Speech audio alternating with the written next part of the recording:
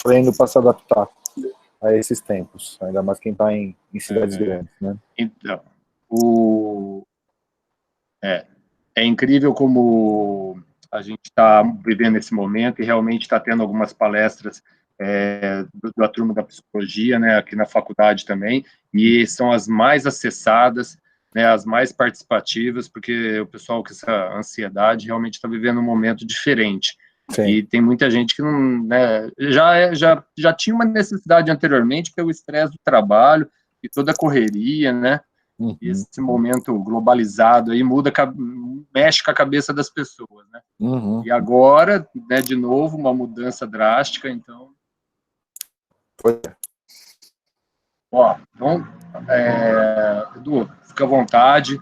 Pessoal que está no YouTube, pessoal que está aqui na live com a gente, né, que não é da sala, que não está sabendo, hoje a gente trouxe o Eduardo Silo, tá? Ele é psicologista da Seleção Brasileira de Rugby atualmente, né, Eduardo? Isso. E é um prazer para nós estar recebendo. Eu venho hoje um pouquinho compartilhar com o tema hoje de psicologia mental, preparação mental do esporte durante a quarentena, né? Um trabalho aí sobre a psicologia do esporte, muito bacana. Eduardo, mais uma vez, muito obrigado. Fique à vontade aí, tá? Se apresentar, falar de alguns trabalhos, e fique à vontade para começar o tema, tá joia? Muito obrigado mais uma vez pela presença. Legal, Chico, muito obrigado pelo convite. É um prazer estar aqui conversando com todo mundo. Eu imagino que a gente vai ter a oportunidade de interagir também, né? Imagino que pelo chat ou pela mediação do professor, que vai compartilhando aqui as perguntas, e eu quero que vocês fiquem absolutamente à vontade também para participar. Se achar que dá para interromper naquele momento que chegar uma pergunta, interrompe, senão a gente guarda mais para o final, tá? Eu acredito que eu tenha separado material a mais, tá? Então, apresentando alguns slides, alguns conteúdos, até que a gente possa chegar no final e falar um pouco sobre preparação mental de atletas de alto rendimento aí, no momento difícil, diferente, né, duradouro, como tem sido esse momento da pandemia e da necessidade de quarentena e isolamento social. Eu já usei o Google Meet algumas vezes, agora estou vendo que as plataformas têm mudado muito rápido, né? Então, há um mês, mais ou menos, que eu estou só usando os concorrentes, e agora estou aqui no Google Meet, estou vendo que a interface mudou, vou tentar descobrir como compartilhar esse material aqui com vocês. Aí que eu vou dar um jeito. Ó, só o botão de... clica, só vai subir uma barra branca aí na hora que você mexer o mouse embaixo, vai estar apresentar agora, lá no canto direito da sua tela. Achei. Isso. E aí você escolhe a janela. Uma janela ou janela inteira, tá. Eu vou pegar uma janela, que senão vocês vão ver meu desktop. Se você quiser escolher uma janela, escolher aquela específica que está a apresentação. Tá aqui, não sei se vocês estão vendo. Aí, certo. Sim? Tá chegando. Aí, chegou. Então tem alguns materiais, são alguns materiais que talvez sejam pesados para conexão, apesar de trabalhar também com esporte eletrônico, ter trabalhado muito tempo, eu não sou um streamer, nem um digital influencer, tá? Então eu tenho recursos aqui relativamente limitados, tá? O que vocês estão vendo aí? O que aparece na tela de vocês? Para mim não aparece. Ó, tá aparecendo a apresentação, mas ela tá minimizada. Isso, pode colocar ela em modo apresentação. Aí, perfeito. Tá. Então o que vocês estão vendo aí é o logo de uma iniciativa que é a chamada Tribe Team. Tribe Team não é exatamente uma empresa ainda, é um selo, tá? Que surgiu da reunião de 3 profissionais de psicologia do esporte.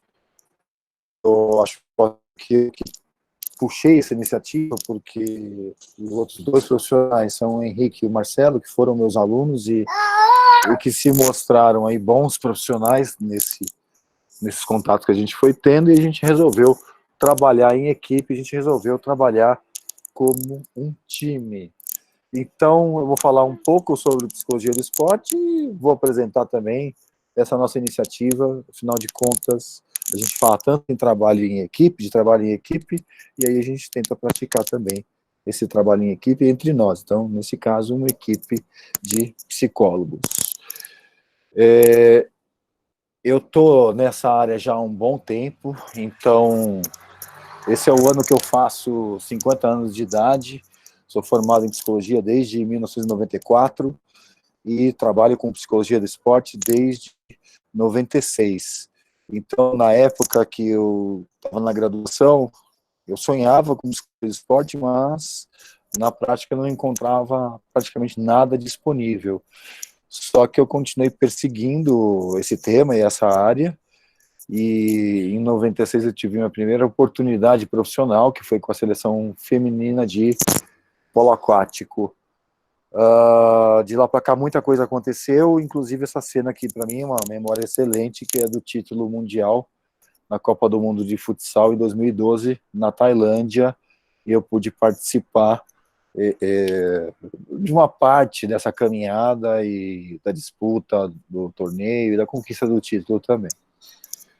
Então, eu tenho mestrado e doutorado em psicologia experimental, sou analista do comportamento, entendo que tem muita gente que gosta de psicologia do esporte, mas não é tão fã da análise do comportamento em si. Eu tento sempre estabelecer um diálogo, mas gostaria de deixar bem claro que eu acredito mesmo em análise do comportamento e é o referencial que me orienta, e é com análise do comportamento que eu acabo trabalhando. Então, eu não vou falar de currículo tudo, acho que o Chico já me apresentou bem, mas eu vou apresentar um pouco dessa experiência que eu fui acumulando aí ao longo desses 20 e poucos anos de trabalho com psicologia do esporte. Então, eu já trabalhei com mais alto nível, ainda trabalho, e já trabalhei também com o esporte de formação, o esporte de base. Na tela de vocês, eu estou com algumas das meninas da equipe de ginástica rítmica do São Paulo, que foi uma experiência para mim interessantíssima, onde eu aprendi muito, né, acho que eu aprendi mais até do que ensinei. Vocês podem ver que era um trabalho sério, mas tinha também um momento de descontração. Então, fiquei lá 3 anos. Além da experiência com a seleção de futsal em 2012 na Tailândia, eu participei também da última Copa do Mundo, que foi na Colômbia, que foi em 2016, então há quase 4 anos atrás. Não conquistamos o título, dessa vez, foi uma campanha que, se você olhar os números, não foi uma campanha boa, mas foi um trabalho bem feito num contexto muito difícil. E quem trabalha com esporte no Brasil sabe que a gente rema contra a corrente, porque a gente tem condições muito inadequadas, o esporte não é tratado como coisa séria, né, como uma atividade séria no nosso país, assim, investimento, patrocínio é uma dificuldade muito grande. Nesse momento em especial, a gente tem visto uma dificuldade ainda maior, né, porque os poucos patrocinadores estão começando a recolher os seus investimentos em função da grave crise econômica também que a gente está atravessando desde já. Essa foto também é especial para mim, porque é o momento logo depois da conquista na Copa do Mundo lá na Tailândia, e a gente fez a festa, a volta olímpica numa quadra é uma volta olímpica menor, mas é uma volta olímpica também, e a gente estava aí bem no meio dessa volta olímpica, né, pondo os diabos para fora, de tão felizes que estavam, sabendo da dificuldade que foi chegar até aí. Trabalhei sim com futebol, foi um sonho meu, comecei no América Mineiro em 2003, sou paulistano, mas morei em Belo Horizonte por muitos anos, e parte desses anos foram trabalhando com futebol. Minha primeira experiência com futebol, então, fui no América Mineiro, depois eu pude contribuir com as categorias de base, tanto do Cruzeiro quanto do Atlético Mineiro, e logo depois que eu voltei da Tailândia, eu recebi uma oferta que eu não aceitei de bate-pronto, mas que foi trabalhar no Botafogo de 2013 e Botafogo de 2014, 2 anos também muito diferentes, qualitativamente e quantitativamente falando, experiências riquíssimas para realizar o sonho. Quem trabalha com esporte no Brasil, com certeza olha para o futebol de uma forma especial, por ser uma modalidade tão popular aqui. E eu pude participar desse processo, pude participar de conquista de título, tivemos momentos difíceis, tivemos um ano de 2014, o ano depois desse que está aí na tela, que foi um ano onde o Botafogo acabou rebaixado no Campeonato Brasileiro, então a gente foi né, do céu ao inferno, um ano maravilhoso e um outro ano péssimo.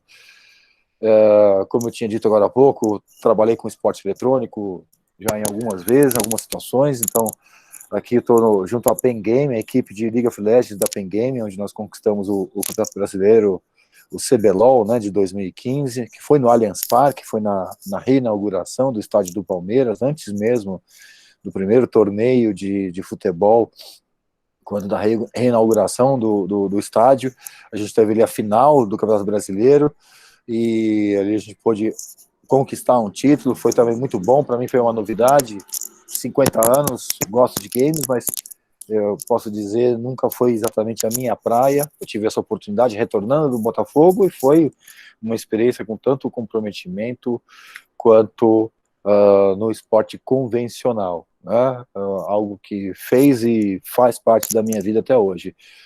Depois da Pen Gaming, eu ainda pude trabalhar também em paralelo aí, ó, no Palmeiras, né?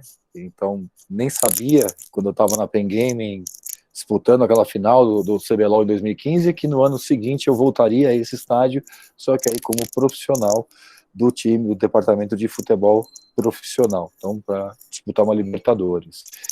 Idas e vindas, né? Trabalho também com esporte paralímpico, então aí, esse está na tela de vocês, é o André Sintra, snowboarder, que disputou a edição dos Jogos de Inverno, Jogos Olímpicos de Inverno de 2018, na Coreia do Sul. Uma honra trabalhar com ele, esse cara é sensacional, né? Ele é um atleta mesmo, e representou o Brasil, né, numa edição de Jogos Paralímpicos de Inverno. Depois eu voltei aí a trabalhar com esporte eletrônico, eu trabalhei na equipe do Flamengo, a equipe que se firmou nesse cenário, de uns tempos para cá, tem disputado várias finais, então passei o ano de 2018, boa parte do ano para eles. Recentemente, que disputou a segunda divisão, né, do Campeonato Brasileiro de League of Legends, que é o circuito desafiante. Infelizmente a equipe não passou para as finais, não conseguiu subir para a divisão de cima, mas está ali na batalha. E de alguns anos para cá tenho trabalhado também com pilotos de automobilismo, então nesse caso aí estou nos boxes da antiga Bardal, que não existe mais, a Hotcar, trabalhando com o Rafael Suzuki, que é um piloto com quem tenho um relacionamento já de uns bons anos. Então, respostas fisiológicas logo antes dele ir para a etapa de classificação, para a corrida de classificação no Autódromo Internacional de Goiânia, e cumprindo os protocolos, os rituais que a gente tem de avaliação e preparação para a competição. Então, apesar de ter um piloto, a gente tem uma equipe por trás desse piloto. Então, aqui nesse caso, a gente tem o Ricardo Takahashi no meio, que é o fisioterapeuta, e o Bruno, que é o preparador físico, e a gente tem nutricionista, tem médico, tem um monte de gente tentando trabalhar para entregar a melhor condição possível para os atletas profissionais.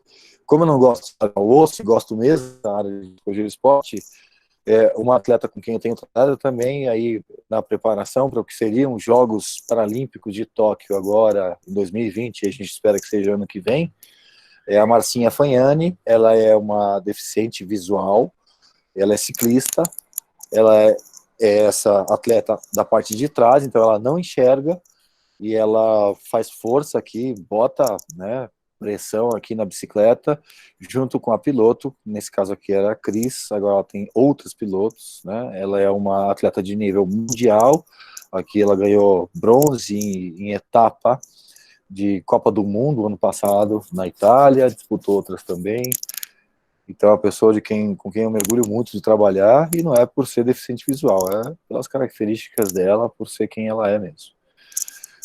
Como disse o Chico, desde o ano passado também comecei a compor aí o staff da seleção feminina de rugby, então tenho trabalhado com elas também classificadas para as Olimpíadas, disputando o circuito mundial, né, no mais alto nível, bem difícil, é um desafio tanto, pretendo falar um pouquinho do trabalho que tem sido feito com elas, né, neste momento de quarentena agora, mas mais para o final. Tá? E também tenho trabalhado com a dupla Agatha e Duda, de vôlei de praia. Dá uma olhada aqui a gente tem muitas atletas, né? Tem a Paula Pequeno, a Mari, uma dupla italiana, e mais a Agatha e a Duda, que aqui estão. E essa é aqui a equipe técnica, todo mundo que está de azul aqui faz parte da equipe técnica delas. Então, nós somos, na verdade, 9 membros de comissão técnica que trabalham para que a Duda e a Agatha possam ter a melhor condição possível para disputar competições no alto nível. Tá? Então, essa é um pouco da minha experiência. Junto comigo, eu tinha falado que tem 2 ex-alunos, hoje amigos e parceiros. Um é o Henrique Capediani, que trabalhou muito tempo na Unisanta, com mais alto nível, e o Marcelo Chakra, que trabalhou já com futsal, que trabalha também com tênis, né, e somos nós 3 que formamos aí a Tribe Team, nós 3 que temos trabalhado juntos e capitaneado aí essa iniciativa. Tribe Team, ela é uma iniciativa que tem atingido bastante gente ao mesmo tempo, muitos alunos e profissionais de psicologia que estão interessados em psicologia forte, e a gente tem oferecido eventos de integração, cursos de formação também. Então a gente, no meio, quando a quarentena chegou para a gente aqui em São Paulo, a gente estava no meio da segunda turma do nosso curso de extensão em psicologia do esporte, que é um curso que a gente montou pensando exatamente em conhecimento teórico e conhecimento prático e mercado de trabalho, então tentando reunir isso tudo.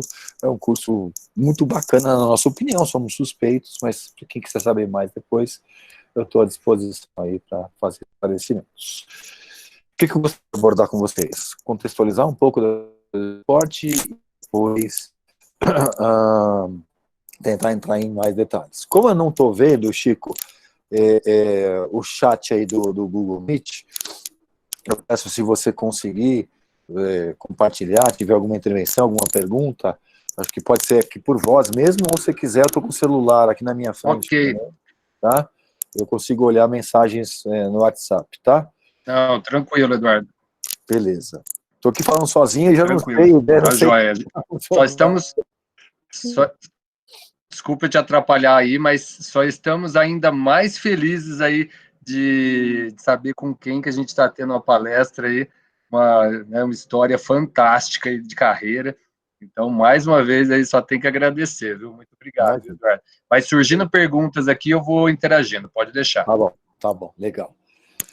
Para mim é uma satisfação. Eu acho que quando a gente trabalha com esporte, a gente gosta de competição e a gente tem alguma ambição. E eu não nego, essas são 2 características minhas, da minha história de vida. Fui atleta de natação, sou atleta amador hoje, indócil aqui de não poder pedalar e correr o tanto que eu gostaria, mas tem características que são importantes também, que é gostar de trabalhar junto. Mesmo quem trabalha com modalidade individual, precisa saber trabalhar em equipe, né? Precisa saber trabalhar com outros profissionais, saber dialogar e entender que quando a gente chega no final de um desafio, ganhando ou perdendo, temos que chegar juntos. Eu gosto muito da frase do João Romano, que é preparador físico da Seleção Brasileira de Futsal, na qual ele fala, no esporte, todo mundo tem a sua importância. Alguns aparecem mais, outros aparecem menos, alguns têm mais destaque, outros têm menos, mas o resultado final é a soma dos esforços coletivos, e na soma dos esforços coletivos, todo mundo tem a sua participação, tem o seu papel. O papel do psicólogo, muitas vezes, no esporte, é ajudar todo mundo que está dentro do campo, dentro da quadra e fora também, a olhar para as metas coletivas e fazer a sua parte. Então, não perder o foco. Faz a sua parte, mesmo que você não ache importante, ela porque ela vai ajudar a entregar a condição para o atleta que faz o gol lá no final comemorar, e todos nós comemoramos juntos. Mas o artilheiro, o centroavante que fez o gol, ele recebeu o passe de alguém. E esse alguém que deu o passe para ele conseguiu ganhar espaço no campo, porque teve alguém que se deslocou no espaço e criou a oportunidade, alguém roubou a bola, o goleiro fez a defesa, alguém preparou esse goleiro para estar ali, Alguém trouxe o alimento, o suplemento, alguém fez a preparação física, alguém fez o esquema técnico-tático, então, enfim, todo mundo, alguém aprontou o uniforme, né? Alguém dirigiu o ônibus, então todo mundo tem um papel aí. Então, aqui, da mesma forma, o raciocínio para mim é o mesmo. Tá, tudo bem? É uma honra estar aqui com vocês e contribuir e incentivar quem possa ter interesse em psicologia do esporte, tá? É uma honra mesmo, acho que a gente está aqui num trabalho de equipe da mesma maneira. Bom, psicologia do esporte no nosso país é uma área que ela tem sido discutida, né, culturalmente discutida, às vezes com mais credibilidade, às vezes com menos credibilidade, mas de uma maneira ou de outra estão falando da psicologia do esporte, né? Hoje mais do que antigamente. Então, na década de 90, comecei, como eu tinha dito, a gente não tinha nada, era muito pouco. Você encontrava publicações de psicologia do esporte na educação física, mas não na psicologia. Uma das primeiras vezes que eu fui até o campus da USP, eu não estudei na USP na graduação, só depois, só na pós. Mas na graduação eu fui até a USP e falei assim, deve ter alguma coisa na biblioteca da psicologia, é um instituto importante aqui do Brasil, vamos lá. Eu lembro de ter achado 2 ou 3 publicações e saí muito frustrado. E entrando no ônibus circular, lá no campus da universidade, quando eu estava para sair do campus da USP, eu vi uma das últimas faculdades ali, ou uma das primeiras, era de Educação Física, a Escola de Esporte de Educação Física, tive do ônibus, fui até a Biblioteca de Educação Física e com um monte de materiais, né? Falei, pô, caramba, existe, só não está ainda na psicologia. Então a psicologia tem entrado na psicologia do esporte com um certo atraso, mas tem entrado, né? Então naquela época tinha pouco, e hoje tem muito mais em termos de publicação e até em termos de diálogo com a sociedade. Eu coloquei essa fotinha do Dunga aí para provocar, né? Obviamente que não é uma foto bacana. E fala um pouco da visão do Dunga de quando ele foi técnico, né, da seleção brasileira de futebol e fizeram uma pressão para que ele colocasse um profissional, mas ele vai e ele expõe, né? Eu não sei para quem que o cara vai contar o que ele ouvir. Não é uma posição do Dunga, pessoal.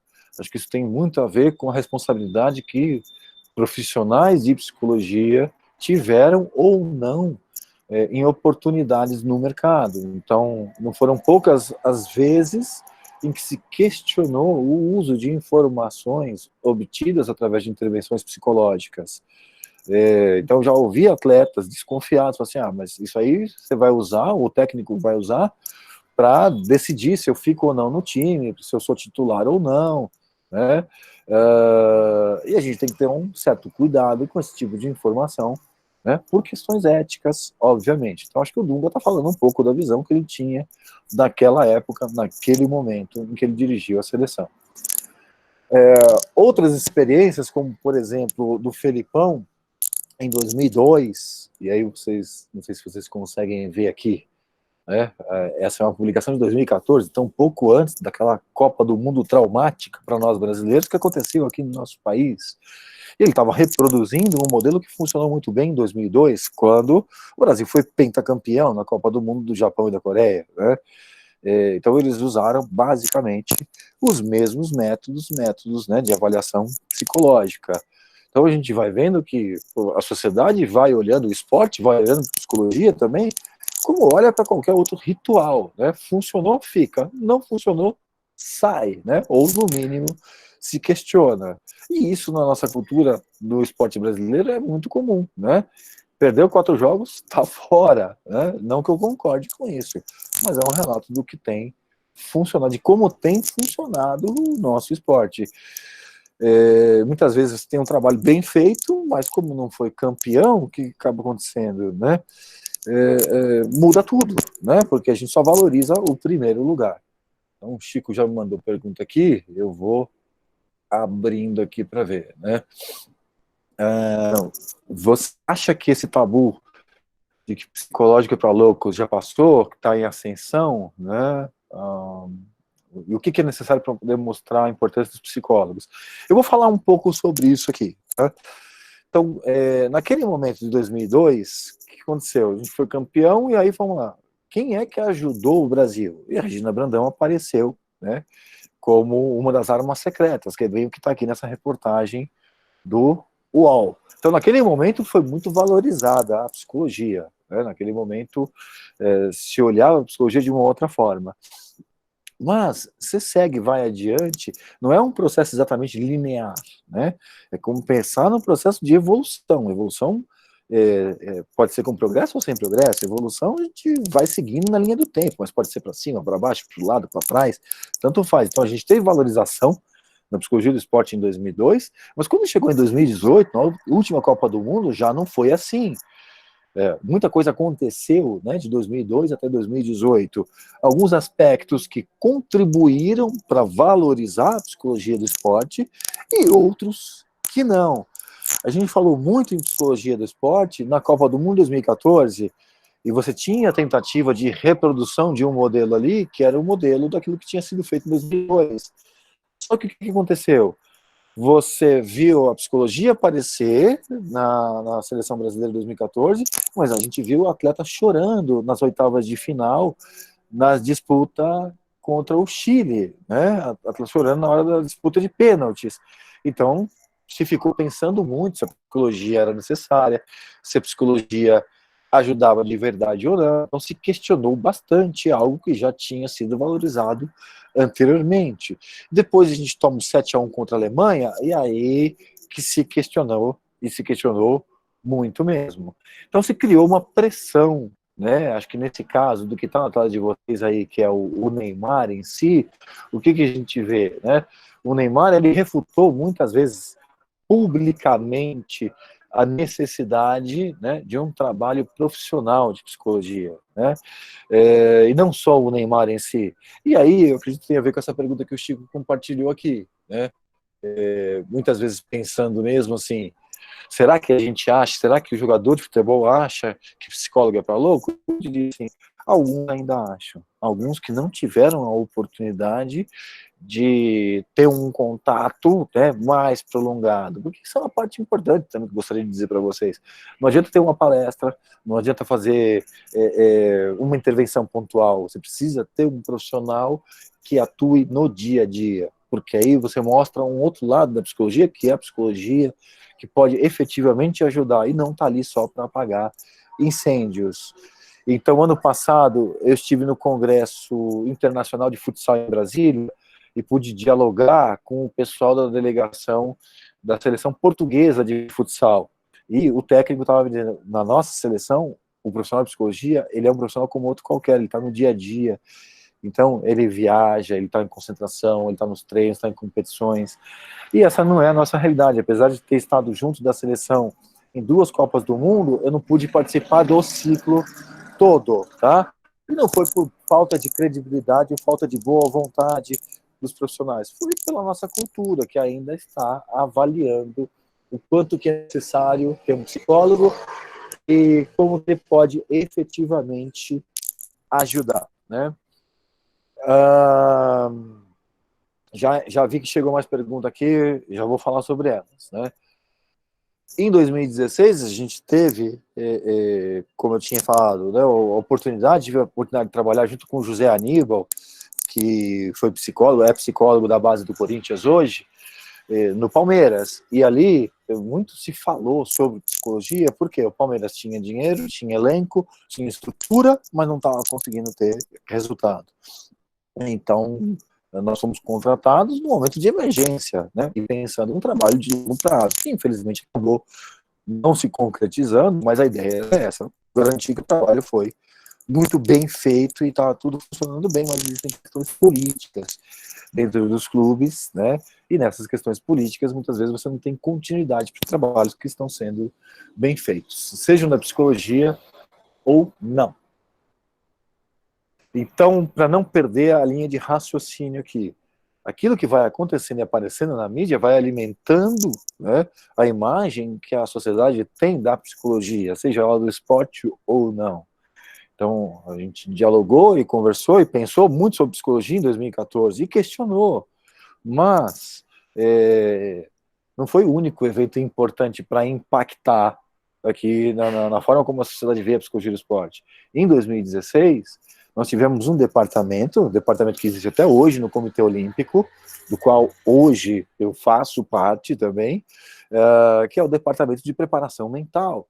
Então, ali, nós temos um grupo grande de cerca de 30 profissionais que atuam em modalidades diferentes, e onde a gente tem realmente espaço para trabalhar, condição para trabalhar, e a gente pode efetivamente ajudar, né, no sentido da busca de objetivos, né, dos objetivos esportivos, que é isso que a psicologia do esporte de alto rendimento se presta, né? Contribuir, claro, com saúde mental, mas contribuir na busca com resultados, senão não se mantém. Tá? Isso é importante dizer. Nas Olimpíadas do Rio, então a gente teve esse trabalho enorme do Departamento de Preparação Mental, e das 19 medalhas que o Brasil conquistou, em 16 houve participação de profissionais desse grupo. E muitos dos atletas que conquistaram medalhas foram a público agradecer os trabalhos que foram realizados. Então, isso teve um impacto muito importante para a psicologia do esporte no Brasil, porque o grande público ouviu falar inúmeras vezes sobre psicologia do esporte. E isso mudou um pouco do cenário, do questionamento que vinha sendo feito anteriormente, né, das dúvidas acerca da necessidade da efetividade de psicologia do esporte. A pergunta que o Chico mandou aqui, você acha que a pressão de jogar em casa gerou uma pressão maior? Eu acho que gerou para a seleção de futebol, né, gerou, ao mesmo tempo que a gente teve Copa das Confederações, hino à capela e tudo mais, gerou um favoritismo que obviamente podia ajudar, mas também podia atrapalhar, e eu acredito que atrapalhou.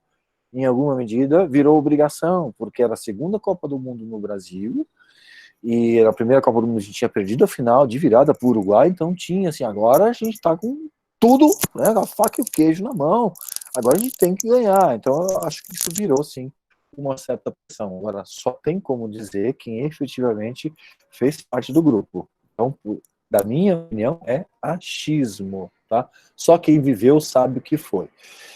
Mas, pensando nisso, o Departamento de Preparação Mental do Comitê Olímpico, ele exatamente fez uma cartilha, olhando para o que aconteceu na Copa do Mundo de futebol, para os Jogos Olímpicos do Rio de 2016,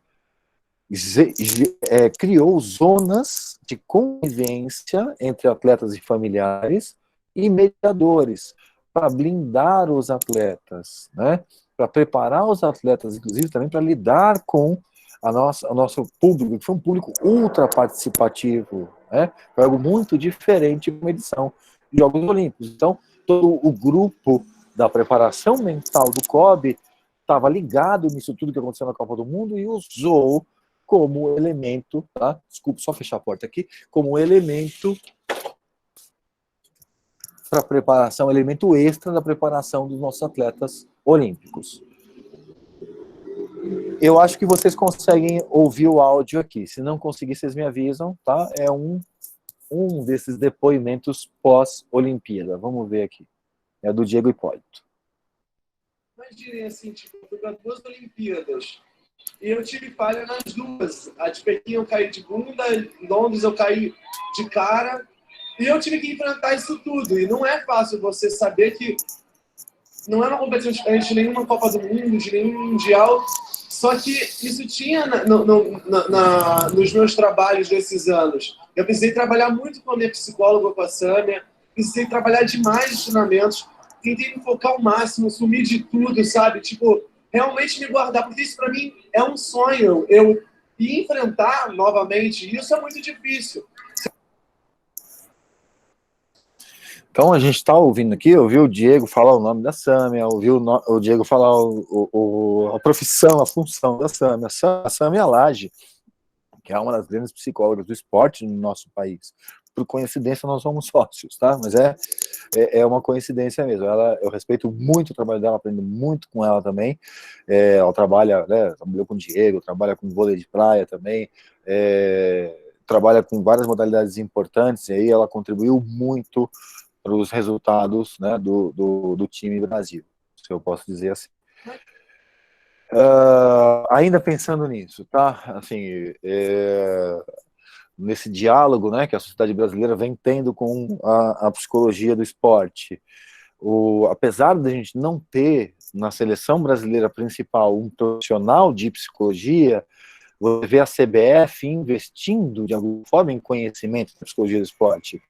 Então a gente teve ano passado aqui em São Paulo a Brasil Futebol Expo com a chancela da CBF, então, que é exatamente o que eles falam, futebol além das 4 linhas, então contemplando outras áreas, né, de apoio ao futebol, que não aquelas tão tradicionais, e a psicologia foi uma delas, e um curso que foi esgotado. Eu pude dar esse curso junto com a Regina Brandão e com a Suzy Fleury, que foi uma honra absurda, é um curso que esgotou rápido, que mostra como que as pessoas têm se interessado, sim, por psicologia do esporte. Semana passada, a CBF Social fez um evento online que foi muito legal, com vários psicólogos que trabalham com futebol, né, falando do que eles têm feito nesse momento. Foi super interessante. Eu não dei nenhuma palestra, mas eu participei como aluno, como público, porque foi legal, tinha muita gente boa ali falando. Isso vai mostrando como que, apesar de tudo, a sociedade parece que está aceitando, incorporando cada vez mais a imagem do psicólogo, da psicóloga do esporte, né, e desta área de uma maneira geral. As licenças de formação dos treinadores de futebol e futsal, todas elas têm contempladas cargas horárias e conteúdos em psicologia do esporte. Então, isso para mim é muito claro, isso mostra que a gente está ganhando espaço, tá? Ganhando espaço, então a gente tem dialogado de uma forma a ampliar, né, o alcance da área na nossa sociedade. Eu tenho uma estatística aqui, que infelizmente não achei uma mais atual, mas dá para a gente derivar, que fala de 4 anos atrás, nós tínhamos cerca de 300 mil psicólogos no Brasil. Hoje somos muito mais, né, com o número de faculdades formando profissionais o tempo todo. Pois muito bem, é psicólogo pra caramba, né? Só na região aqui que eu tô, na região 6, quase 90 mil, e 30 psicólogos do esporte na região de São Paulo, 200 no Brasil. E eu garanto, hoje são muito mais profissionais intitulando-se psicólogos do esporte. O Chico pergunta aqui, os trabalhos individuais conseguem ser mais específicos?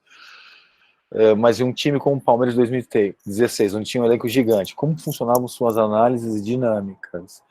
É verdade, os trabalhos individuais, você tem um alcance realmente mais específico. Eu vou usar como comparação 2 das situações que eu tenho hoje, tá? No vôlei de praia, nós temos 2 atletas, a Agatha e a Duda.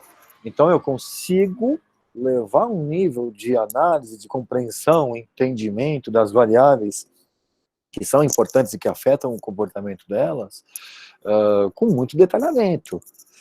Agora, numa modalidade coletiva como o rugby, onde nós temos 30 e tantos atletas, é uma situação comparável com essa do Palmeiras de 2016, ali a gente tinha 40 atletas no plantel, eu não vou ter esta individualização, né? Quando isso acontece, como aconteceu algumas semanas atrás, muitas delas pediram apoio individual online, né?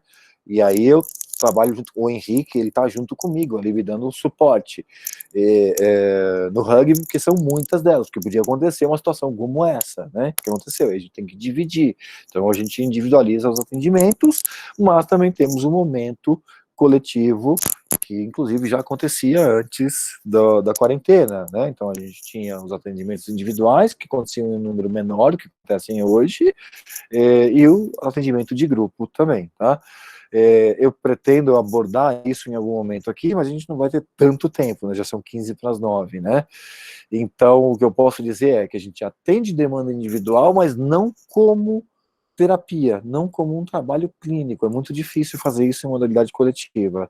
Geralmente eu consigo acolher demanda individual, né, no contexto coletivo, de forma a fazer 1, 2, 3 atendimentos. Eu vejo que precisa de um trabalho clínico, precisa de psicoterapia, aí eu encaminho, porque eu não consigo fazer as 2 coisas ao mesmo tempo, né? Eu tenho um foco que é dar suporte para o grupo de atletas, que é dar suporte para os membros da comissão técnica, ajudar todo mundo a tá olhando para os objetivos, comprometidas com eles, né?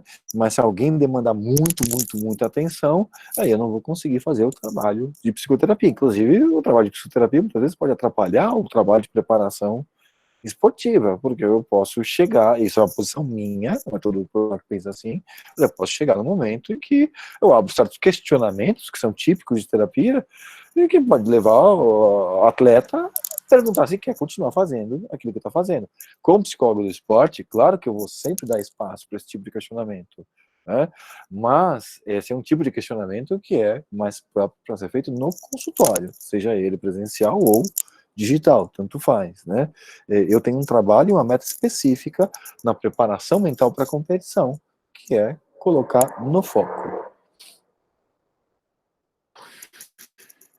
Então, eu acredito que vocês tenham visto esses slides aqui até o final, mas eu tenho mais material que eu gostaria de mostrar rapidamente, só para ilustrar, tá? Vai ter que ser rápido mesmo, em função do nosso tempo.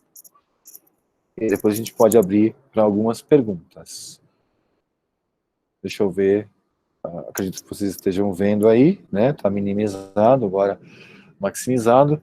Então, como eu disse, eu vim com muito mais recursos do que eu vou usar aqui. Eu não vou entrar na parte teórica. Eu vou dar uma pincelada aqui para a gente poder dialogar daqui a pouquinho. Mas só dizer que eu parto desse pressuposto que está aqui, ó. Cada mudança em um estado fisiológico é acompanhada por uma mudança apropriada no estado emocional, mental, comportamental, como vocês quiserem, seja ele consciente ou não, e do mesmo modo, cada mudança no estado emocional, mental, consciente ou não, é acompanhada por uma mudança apropriada no estado fisiológico. Ou seja, a gente está lidando com unidades, tá? Então, mudanças, né, que decorram de processos de preparação para a competição, da própria disputa da competição, né?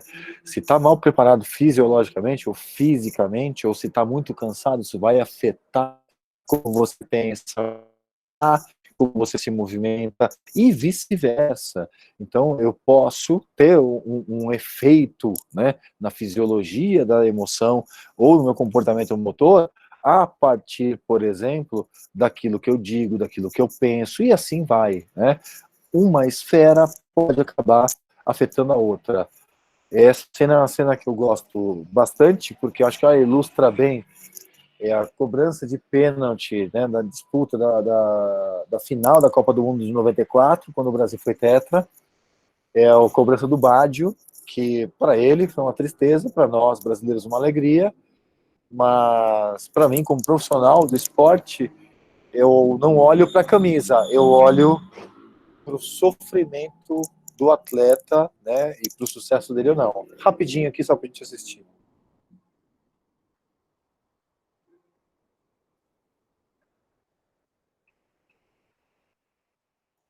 Ele prepara, corre, bate e manda lá na arquibancada a cabecinha, um momento de tristeza, né? Então, como eu disse, para nós, muita alegria. Para ele, não. E não dá para dizer, uma Copa do Mundo que foi disputada, né? A final de Copa do Mundo, praticamente na hora do almoço, na Califórnia, no verão, depois de jogar o tempo normal, de jogar a prorrogação, ele tá mal preparado. Não, ele é um exímio batedor. O que pegou aí não foi isso, né? Não tem. Dá uma olhada nesse outro vídeo também, é rapidinho. Vejamos agora outra cena protagonizada por Roberto Baggio, cerca de 4 anos depois da penalidade perdida na final da Copa de 94 contra o Brasil. O jogo era Itália e Chile, estava 2-1 para o Chile, e um outro pênalti apareceu para Roberto. Vejam o tempo que ele precisa para se organizar antes de cobrar a penalidade. Os companheiros chegam para falar dele, mas aparentemente estamos já bastante grande. Certamente vieram à sua cabeça. Ele não poderia se dar o luxo, na hora da cobrança, ficar preocupado com o que ele estava sentindo e brigando com esse sentimento. Ele precisava se concentrar na tarefa para poder ter êxito.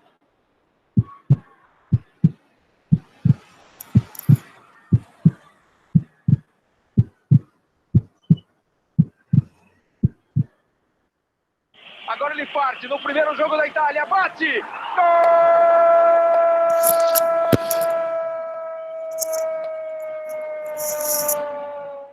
Baggio da Itália! Vocês veem que ele fez tudo o que ele teve que fazer aí, né, para cobrar esse outro pênalti. Vocês veem que o grande desafio dele ali foi desligar do que tinha acontecido 4 anos antes e poder fazer o que ele queria fazer, o que ele tinha que fazer naquele momento. Então foi um desafio e tanto. Vocês viram o esforço que ele teve que fazer, né, para essa cobrança. Bom, eu vou encaminhar aqui rapidamente a conversa para a gente poder interagir, tá? Então, por que isso acontece? Porque a gente tem que conhecer a individualidade de cada atleta, e isso que a modalidade individual permite, né? Lidar com tudo isso aqui, ó, ao mesmo tempo. Entender como que todos esses fatores podem influenciar de forma positiva ou negativa e ajudar o atleta a lidar com eles. Ele tem que aprender a lidar com eles. Quando a gente vai para a modalidade coletiva, o que acaba acontecendo? Você lida com tudo isso, né, só que num outro contexto. Estou passando bem rapidinho, olha quanta coisa que tinha aqui, né? Na modalidade coletiva, o técnico olha e fala assim, olha o esquema tático, o psicólogo olha para isso daqui, para as individualidades que precisam trabalhar juntas.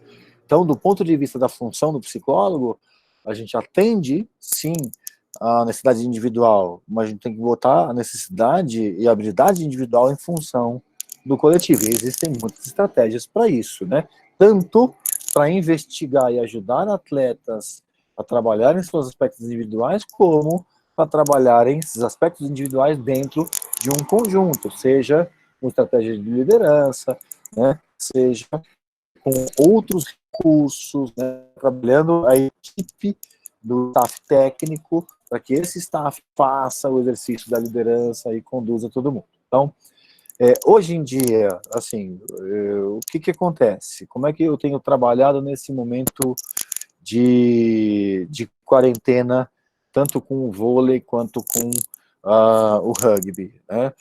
Basicamente, tentando entender como que elas estão lidando com essa situação toda, com ansiedade, com aumento de ansiedade, com flutuação emocional, né?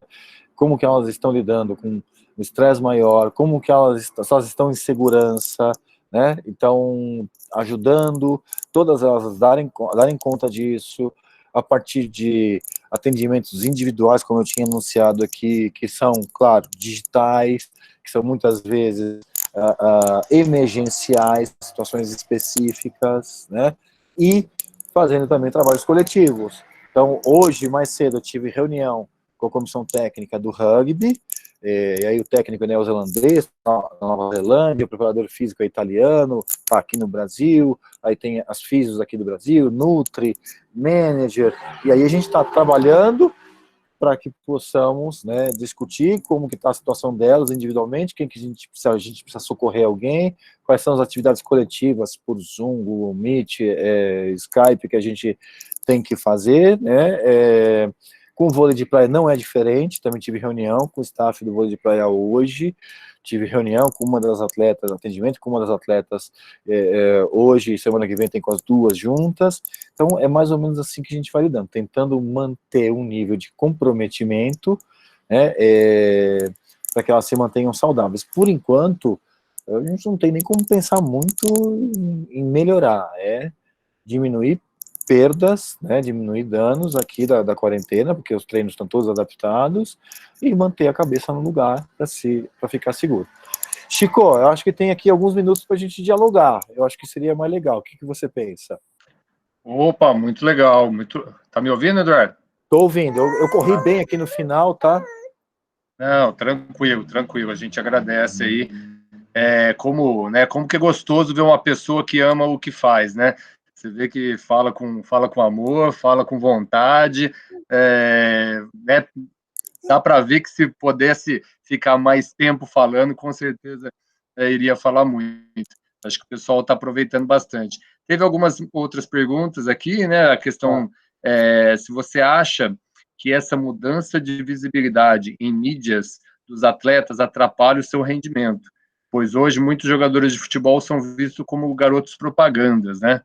Sim. Então, essa questão também, se dentro da psicologia do esporte, não falando da quarentena em si, mas essa exposição hoje, né? Todo atleta tem seu Instagram, todo atleta hoje faz campanhas de marcas, né? Então, se isso atrapalha também o rendimento do atleta.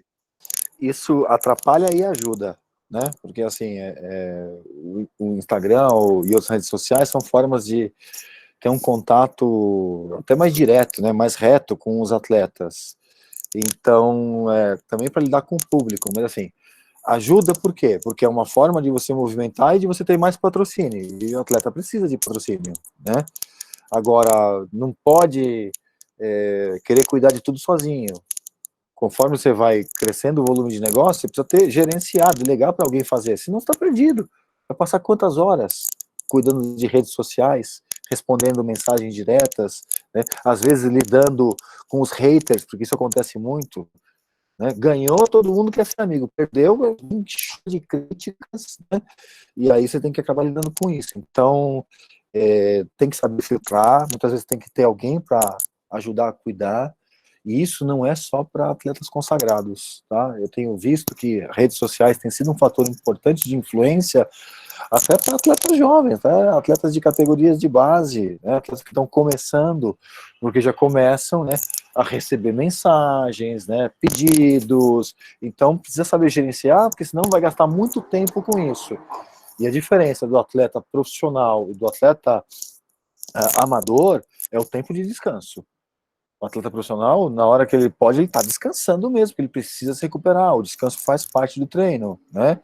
E aí você não pode gastar o seu tempo com isso, senão você vai dormir pouco, né? E se dormir pouco você não vai se recuperar, e aí vira aquele efeito dominó que atrapalha. Então, eu cansei de ver em departamento médico o atleta indo fazer ali a recuperação, o seu preventivo na fisioterapia, com o celular numa mão e o tablet na outra. E aí multifoco e você se desgasta com isso, né? Então, é parte do nosso papel também ajudá-los a entender que, opa, peraí, você precisa saber gerenciar isso aí, tem que saber a hora de sair. É que nem nos dias de hoje, vai ficar vendo notícia o tempo inteiro, você vai ficar com a ansiedade lá em cima, né? Precisa limitar.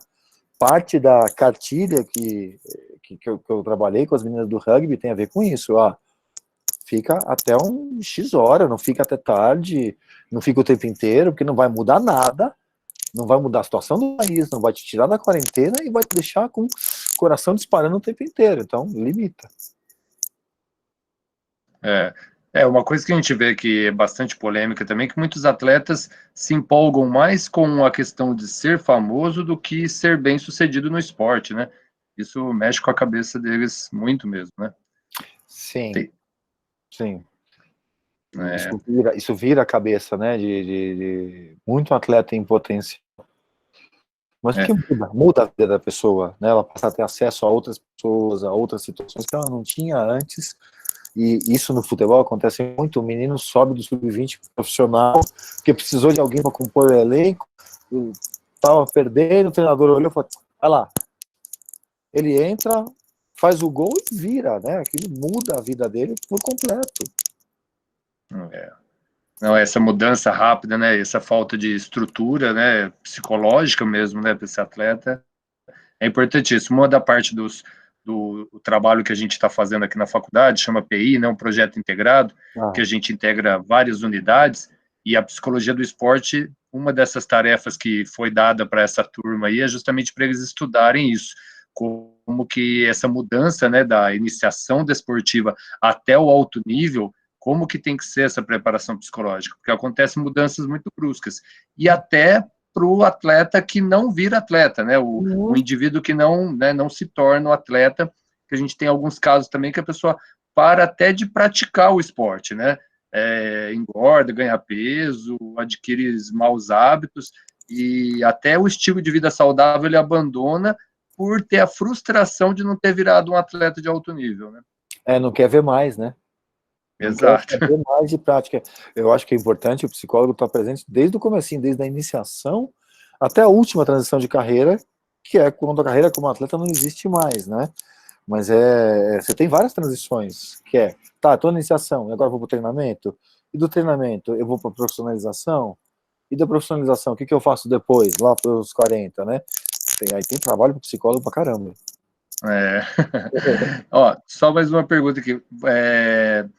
Uma pessoa que trabalha nessa área passa por psicólogo, por ficar sobrecarregado ou algo do tipo?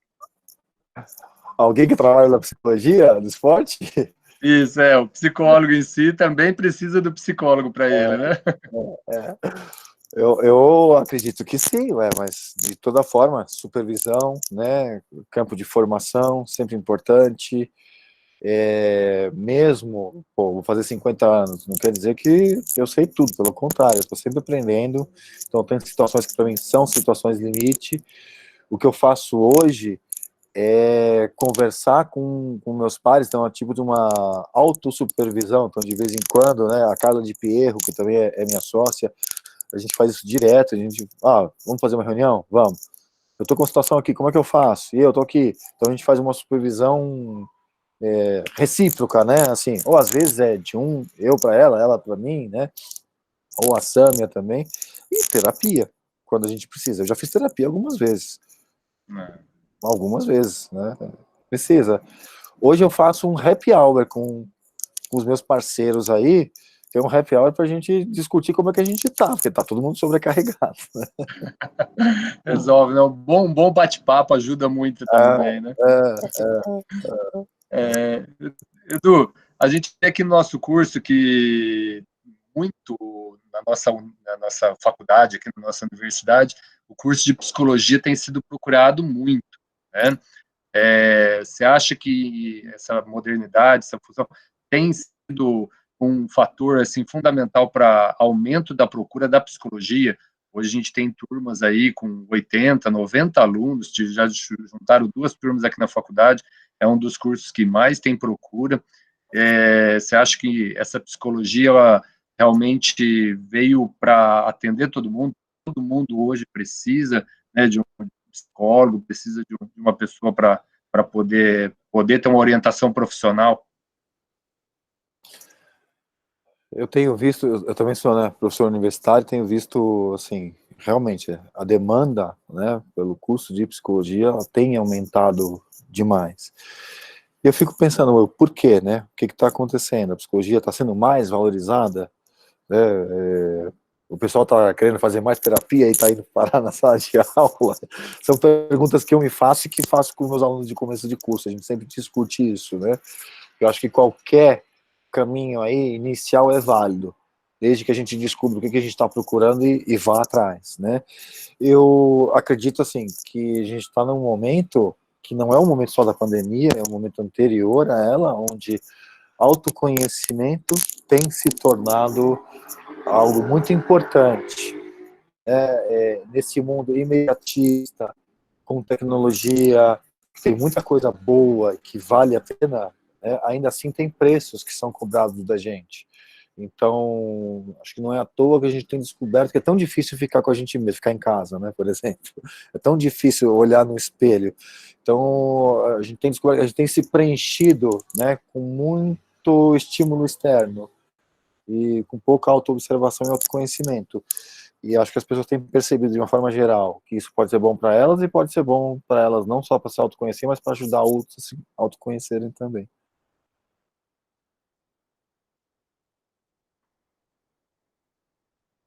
Sumiu o microfone. Voltou. Perdão. Fechou. Aproveitando esse gancho, a Larissa pergunta também como você acha que será a psicologia do esporte pós-pandemia. Acho que ainda vai ter mais trabalho ainda. Uma das palestras que foram dadas na CBF Social da semana passada foi do Alberto Figueiras, que foi psicólogo do Flamengo durante um bom tempo, ele é professor, se não me engano, da pós-graduação da UFRJ. E ele estava falando que a OMS já mandou avisar, né, que a gente vai ter um aumento absurdo aí, né, de demanda por saúde mental, né, depressão, ansiedade, pânico, etc. E isso eu tenho constatado, porque cada vez que você sinaliza para os atletas que estão em quarentena, que pode ser que volte, muitas já ficam morrendo de medo, né? E no futebol já tem gente voltando, inclusive no Brasil. Na minha opinião, claro que tem que ser inteligente para pensar onde pode, como, né? Mas já tem muita gente sofrendo, mas sofrendo mesmo, assim. Ontem eu vi uma notícia de um atleta do Chelsea, se não me engano, na Inglaterra, que ele conseguiu chegar até a porta do centro de treinamento e falou assim, não consigo entrar, não consigo, tô apavorado, e o clube dispensou. Volta para casa então, né? Bom, o Alberto, ele estava dizendo assim, que os clubes e entidades esportivas precisam entender que a demanda por saúde mental dos atletas, ela vai ser muito maior do que já era, e já era grande e já era negligenciada. De alguns anos, ou talvez meses para cá, antes da pandemia, já estava se discutindo muito sobre depressão no futebol. Então, vários jogadores vindo a público e falando assim, ó, não consegui, não deu certo, né? Então, admitindo fragilidades. Então, acho que isso também ajudou a gente a pensar um pouco mais sobre psicologia. Nesse momento agora, que vai começar a vida daqui a algum tempo, o investimento em saúde mental pode parecer para o dirigente dinheiro jogado fora, ainda mais com crise econômica, mas não é. Porque você pode imaginar, você consegue ajudar o atleta a manter a cabeça no lugar, né, a gerenciar o estresse, e isso pode ter rendimento. Na volta da Bundesliga, na Alemanha, a gente teve um número muito grande de lesões na primeira rodada, lesões musculares, né, e aí estão falando e atribuindo isso que ao preparo físico que foi ou negligenciado, ou não pôde ser executado, né, à distância, da forma como precisava. Tá, isso pode ser, mas o quanto não pode ter também de aumento de tensão? Existe uma relação muito forte entre fatores psicológicos, né, e lesões musculares ou lesões articulares, porque a tensão e tensão, né, tá muito preocupado, você não consegue estar no flow para fazer o que você tem que fazer normalmente. Então, é difícil separar um fator de outro, como eu tinha apresentado ali. Somos unidades, né? Então, se você estiver muito preocupado, você não vai fazer direito, não vai fazer bem feito, aí você vai se machucar, né? Assim, é multifatorial. Acho que o trabalho no esporte é sempre multifatorial. Então, investimento em psicologia do esporte, se agora não ficou claro, não vai ter como ficar mais. Agora precisa. Com certeza, com certeza. Com certeza. E, Eduardo, só para a gente ter a escola do bem-estar aqui, eu queria aproveitar o gancho para você também mandar uma mensagem da importância, ao contrário, né? A gente falou bastante do atleta de alto nível, mas também para aquele praticante de atividade física, né? O quanto que é importante para a psicologia dele praticar atividade física, fazer um exercício, né? É fundamental, né, assim, para gerar equilíbrio. Eu trabalho muito com o biofeedback para medir a variabilidade da frequência cardíaca. E a gente fala muito disso para atletas de alta performance. Quando você vê um atleta de alta performance, cuja variabilidade está num padrão estranho, a primeira coisa que você vai pensar é recuperação de treino, carga de treino. Então o fisiologista vai olhar e falar, opa, preciso mudar o estímulo. Mas muitas vezes eu dialogo com o fisiologista, com o preparador físico, e falo assim, peraí, mas dá uma olhada, será que é mesmo estímulo ou tem algum fator de fora, né, um fator da vida que está influenciando? É multifatorial também, do mesmo jeito. Atletas amadores ou praticantes de atividade física precisam manter uma regularidade, porque isso vai ter um impacto direto na fisiologia, e é uma fisiologia que funciona equilibrada, ela vai estar mais sólida para estas variáveis estressantes ou estressoras, né, do dia a dia, seja na pandemia ou fora dela. Então, a atividade física é sim importante para a saúde mental, de atletas e não atletas profissionais, porque te dá esse equilíbrio, e é um equilíbrio fundamentalíssimo. Joia, Edu, para fechar, prometo que é a última, eu queria que você mandasse só uma mensagem para os meninos aí, que de repente possam se interessar com a psicologia do esporte. Eu sei que a gente tem um aqui da turma, né, o Lucas, que ele já é formado em psicologia e agora começou a fazer educação física. Boa, Lucas. Então assim, para quem tiver interesse, quiser seguir essa carreira de psicologia, né, psicologia do esporte, quais os passos aí que ele deve seguir e, né, quem mais se interessar. Ainda são raras as oportunidades para estudar a psicologia do esporte na graduação. Muito raras. É bom saber que vocês conseguem manter. Mas mesmo quando a gente tem, a gente não pode se dar por satisfeito. Eu acho que é uma forma de conhecer, né? Ter uma disciplina, seja ela optativa, obrigatória, um estágio, né? É uma forma de conhecer. Para quem quer se aprofundar em psicologia do esporte, seja na graduação ou fora dela, a gente tem muitas oportunidades hoje. Pode ser um programa de pós-graduação estrito sensu, pode ser uma especialização, pode ser como que eu vou dizer isso, voltada para o esporte de rendimento, voltada para a atividade física, tanto faz, mas é importante você se preparar para isso, porque a legislação brasileira, ela não exige que você faça uma especialização, mas se você for para o mercado de trabalho sem conhecimento específico, vai sofrer muito, vai ficar com uma psicologia superficial para o tanto de especificidade que o esporte pede, né? Então a gente precisa conhecer teoria do treinamento, precisa conhecer biomecânica, fisiologia do exercício, para poder exatamente exercer a profissão em equipe multi ou interdisciplinar, para poder ter diálogo, né? E isso dá credibilidade. E quando você tem credibilidade dos outros profissionais, você pode ter certeza que tem uma boa parte do caminho andado. E aí você consegue exercer seu trabalho. Se a comissão técnica não acredita em você, não tem trabalho para ser feito. Vai ficar isolado, né? Para você não ficar isolado, você precisa ter credibilidade. Então, acho assim, existem oportunidades, como eu falei, vou puxar um pouquinho do meu jabá. A Tribe Team é uma iniciativa onde a gente está oferecendo agora, inclusive, vai começar a oferecer também cursos online. Não precisa ser a única, é a minha, eu sou suspeito, eu acredito nela, mas existem outras, né? Corre atrás de conhecimento, faz estágio, experimenta, né? Descobre se é a tua mesmo. E se for a tua, faz tudo o que for necessário para entrar nesse mercado. Cria a tua rede e vai dar certo. É uma área que, obviamente, de novo, sou suspeito, mas sou apaixonado. Acho que você pegou bem aí, Chico. Bom psicólogo, hein? Já viu aí no meu jeito aqui o quanto que eu gosto dessa área. Não, com certeza, né? Dá para ver a paixão aí, né, exalando, né?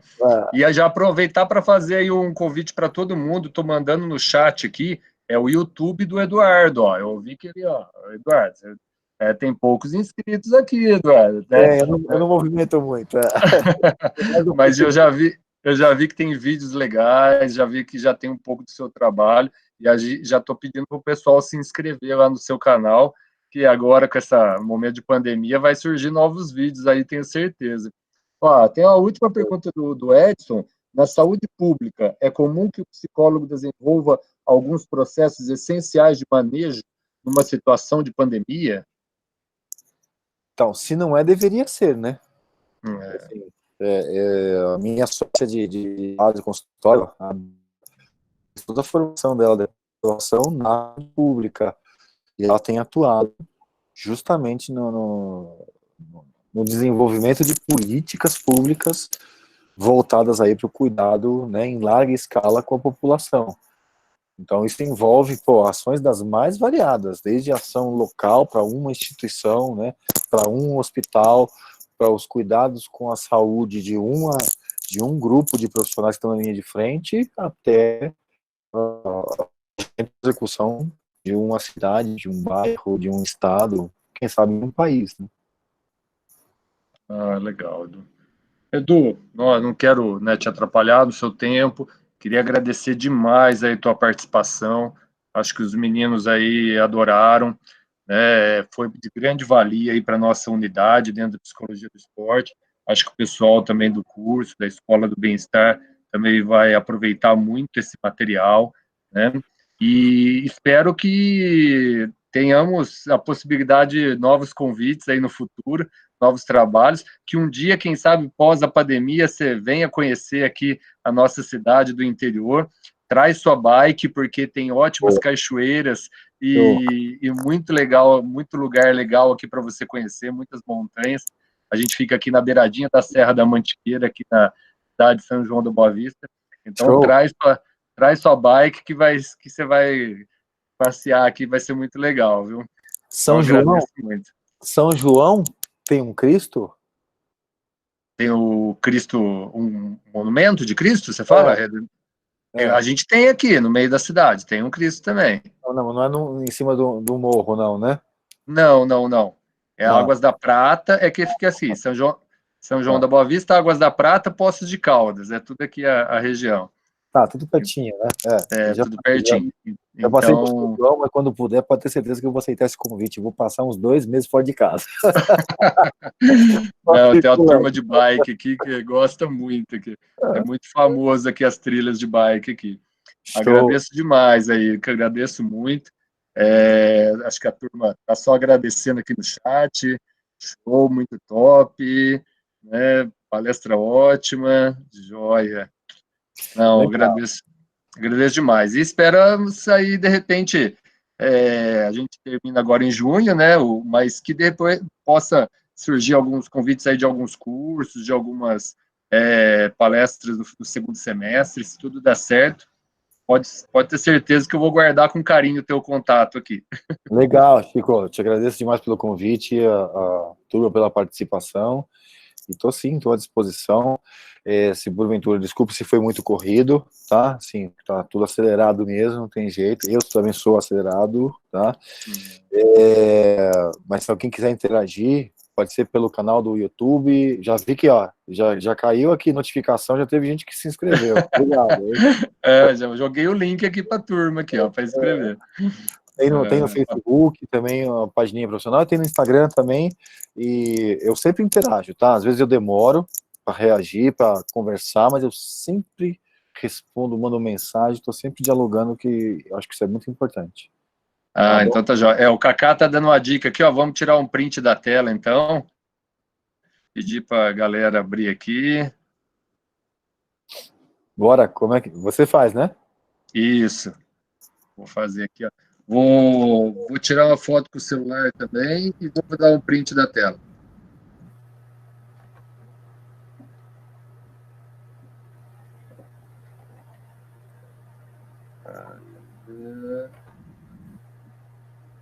Beleza. E agora só um print screen aqui. Aí, pessoal, um oizinho, obrigado. Vocês ficam aqui, hein? O Edu vai ter que sair, mas vocês ficam aqui, hein?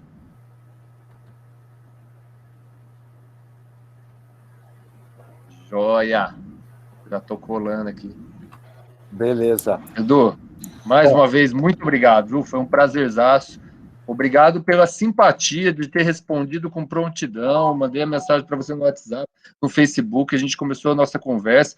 Um profissional desse gabarito aí mostra sua simplicidade, sua humildade. Então, nossa, muito obrigado mesmo, de coração.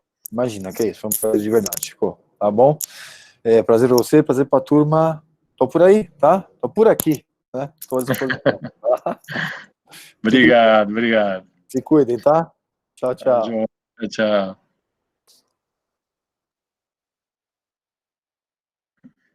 E aí, pessoal, o que vocês acharam? O cara é muito top mesmo. Fera ou não?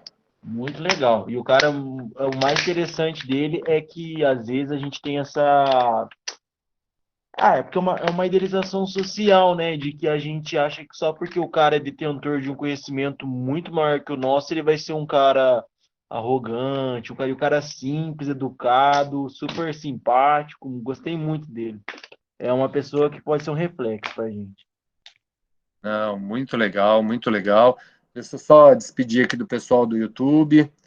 Pessoal, né, vamos estar encerrando a live no YouTube. É um prazer, vai estar gravado. Então, quem quiser assistir na íntegra, a gente vai estar transmitindo, tá joia? Um grande abraço, pessoal do YouTube. Até a próxima.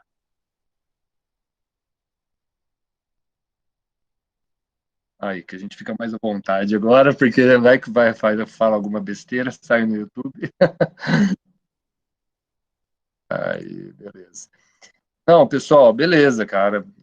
Espero que vocês tenham gostado. Não sei se vocês têm mais alguma coisa para colocar, alguma pergunta, né? O que tá saiu aqui? Saiu aqui.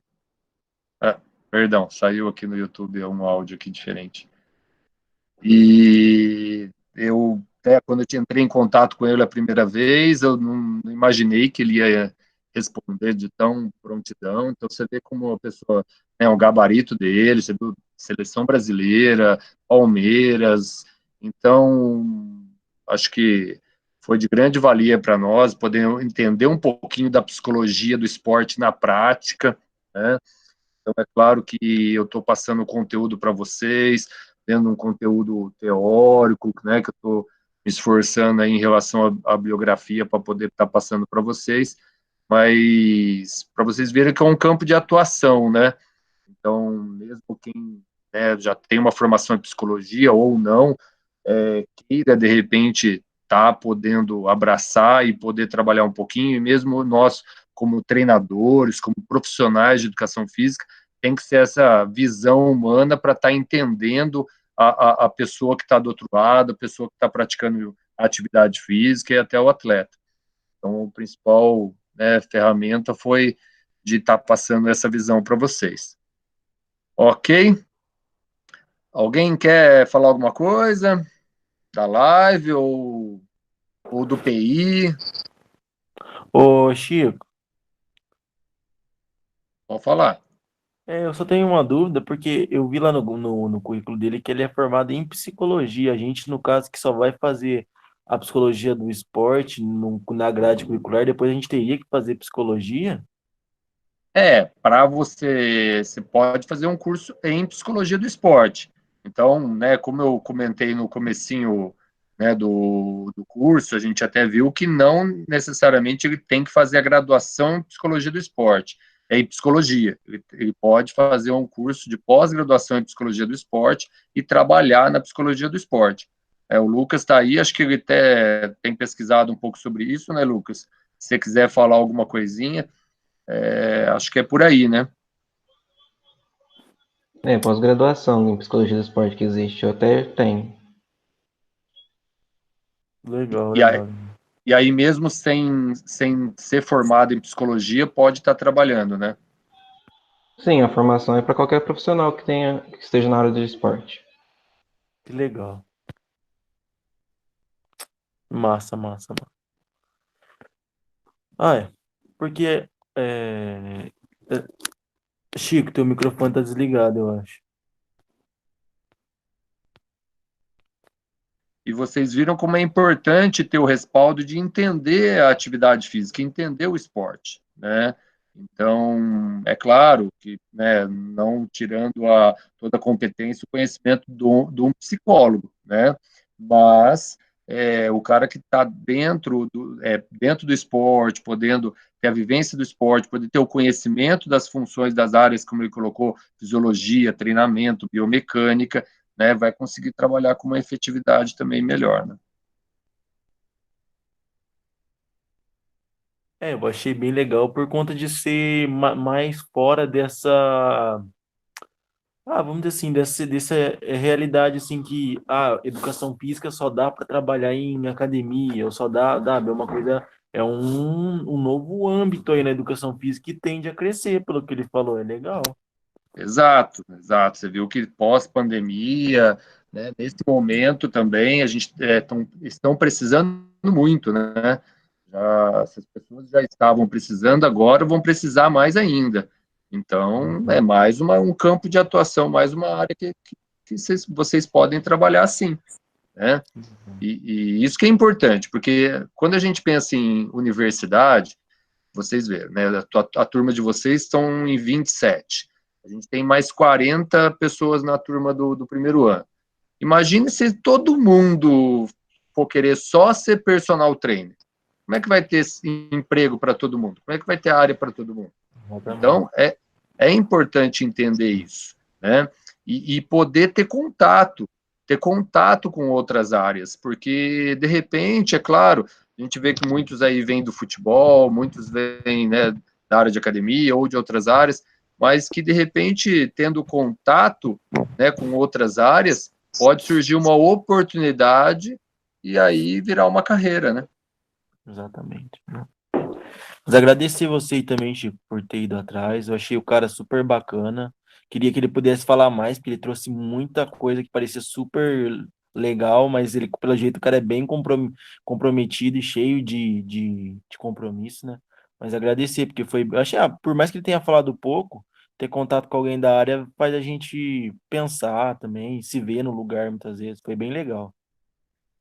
Então, eu consegui esse primeiro contato, agora pode ter certeza que no futuro aí, é lógico que eu não vou, já não vou conseguir marcar uma para a semana que vem, mas eu vou manter esse contato com ele aí, que no futuro ver se eu convido ele para outras oportunidades, quem sabe um dia até ir para a faculdade, porque o cara tem muito a acrescentar, né? Deu para ver que ele teve contato com vários esportes diferentes, rugby, futsal, vôlei, né, o próprio futebol profissional de campo, então, o cara doutor pela USP, então, assim, acho que tem vários ramos de atividade que ele pode colaborar muito, então, assim, dá para ser várias palestras diferentes, né, então, de outras áreas de atuação, né?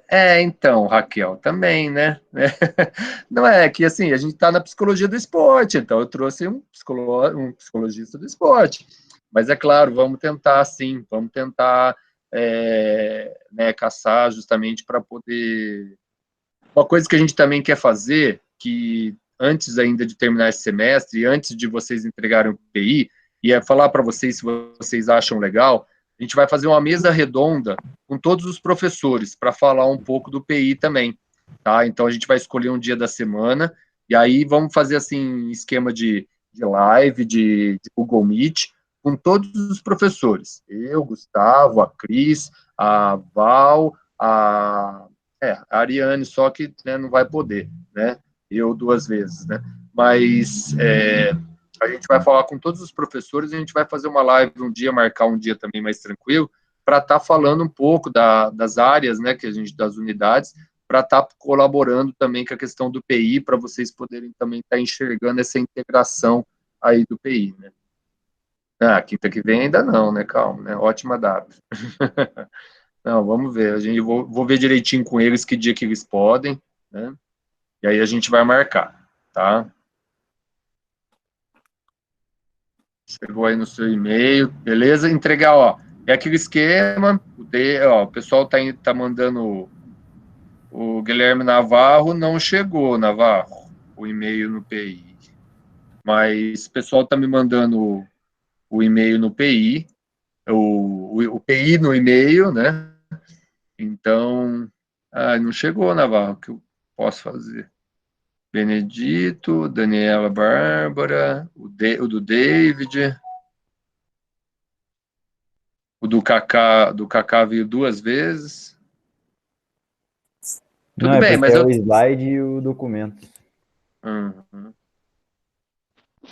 Uma palestra de segunda-feira com o Lucas, teremos carta branca para assistir, você falou com a Cris. Então, sim.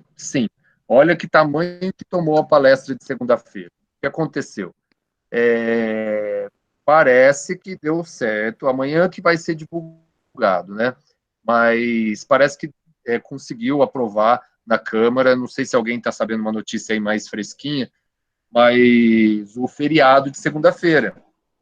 Então, segunda-feira vai ser 9 de julho. Vocês viram que mudou, acelerou o calendário. Então, segunda-feira vai adiantar o feriado de 9 de julho. Então, vai ser feriado no estado de São Paulo. Tá? Mas, como para contar como dia letivo e para não atrapalhar o nosso calendário, a nossa palestra, minha, do Lucas, do Carioca, ela vai virar institucional. Ela vai passar para todos os cursos para valer como dia letivo, entendeu? Então, não pode ter aula normal, então não teria aula da Cris mesmo, porque aí teria que pagar hora extra para todos os professores e falar, algum professor pode reclamar que está dando aula no feriado, né? Então, daqui a pouco eles vão querer adiantar o Natal também. E aí eles vão colocar essa live como institucional, tá? E aí vocês conta como hora complementar. Vou colocar depois o link de inscrição já no grupo lá para vocês se inscreverem, né, e ganhar certificado, e conta como hora complementar. Mas é assim, eu preciso ver essa questão do feriado, porque a votação do feriado foi agora às 4h30 da tarde. Eu não sei se alguém aí do grupo mais antenado já tem a notícia se já decretou mesmo o feriado ou não. Até jogar na internet aqui para pesquisar.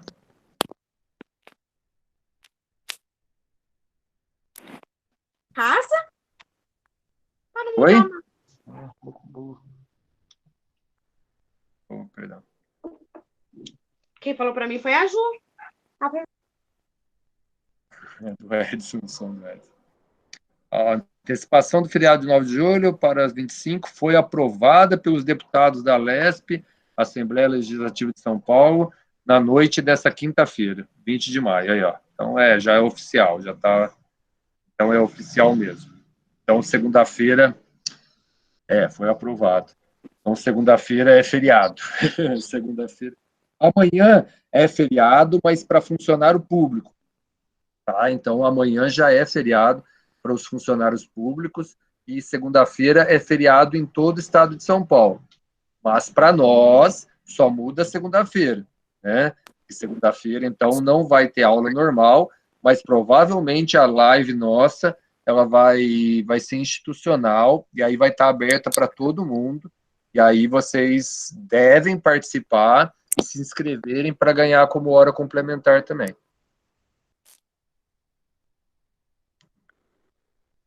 Certo, gente? Mais alguma coisa? Não, Chico, tá tranquilo. Só pedir obrigado mais uma vez aí pela oportunidade. Muito obrigado mesmo. Beleza, os atletas aí gostaram? Fala mais alguém aí, gente. Valeu. Gostou, Kaká? Pena que ele não pôde falar mais, né? Top. Foi bom, sim. O Levi falou que foi bom, sim. Foi bom.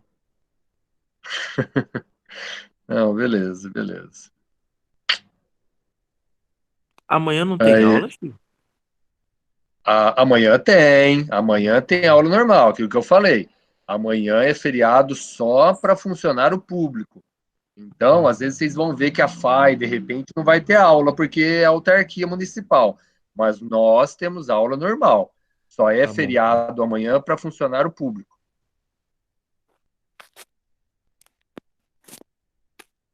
Tá? Então, beleza, gente. Boa noite a todos. Acho que vou corrigir os PIs aí agora, vocês mandando.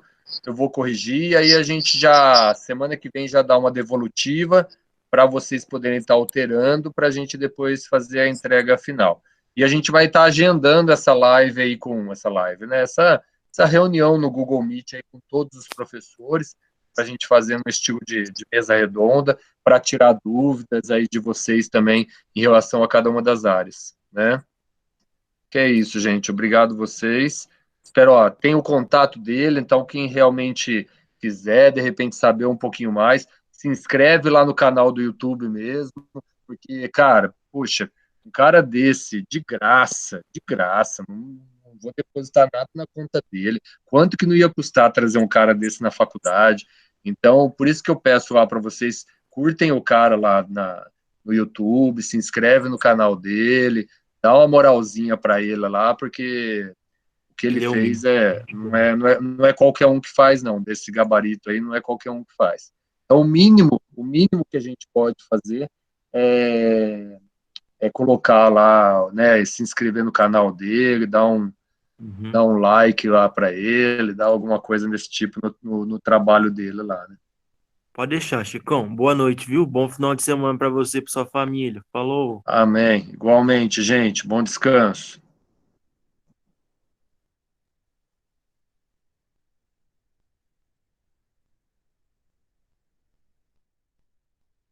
Vou mandar a foto lá no grupo também.